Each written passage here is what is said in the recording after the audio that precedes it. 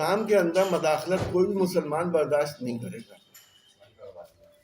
कल को अगर कोई सारी तब्दीली करना चाहे दूसरों के मैरिज एक्ट में भी, तो क्या दूसरी कम्युनिटीज उससे मानेंगी?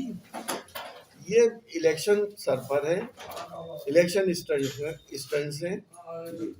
बदकिस्मती ये है कि हमारे मुल्क में सियासत ना रोजगार पे होती, ना महंगाई पे होती, ना विकास पे होती, ना किसान पे होती, सिर्फ और सिर्फ सियासत होती हिंदू मुसलमान के ऊपर। ये कुछ भी इम्प्लीमेंट कर दें, लेकिन हर मजहब के मानने वाले लोग अपने मजहब के हिसाब से अपनी जिंदगियां चलाते हैं और चलाते रहेंगे।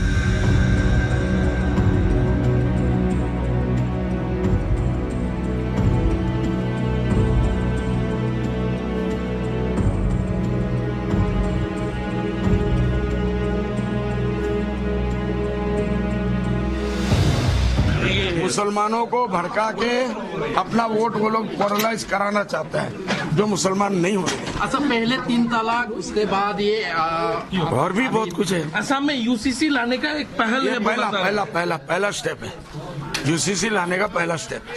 ये जो कल जो ये असम में मुस्लिम मैरिज, लेकिन इसी के जरिए से बीजेपी गवर्नमेंट मर जाएगी असम में।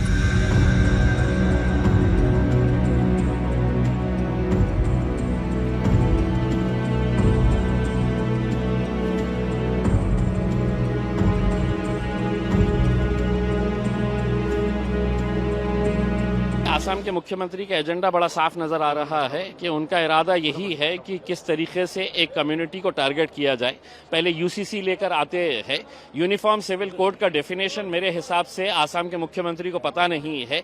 यूनिफॉर्म मतलब यूनिफॉर्म होता है, आप उसके अंदर शेड्यूल्ड ट्राइब्स को छोड़ देते हैं, दूसरे कम्युनिटीज़ को छोड़ देते हैं। सिर्फ मुस्लिम्स को कैसा टारगेट किया है, उनका ये एजेंडा है, लेकिन कोई फ़र्क नहीं पड़ने वाला है। मैं मुख्यमंत्री साहब से अनुरोध करूंगा कि आसाम के फ्लड्स के अंदर जो लोगों का नुकसान हुआ है उसकी भरपाई करिएगा।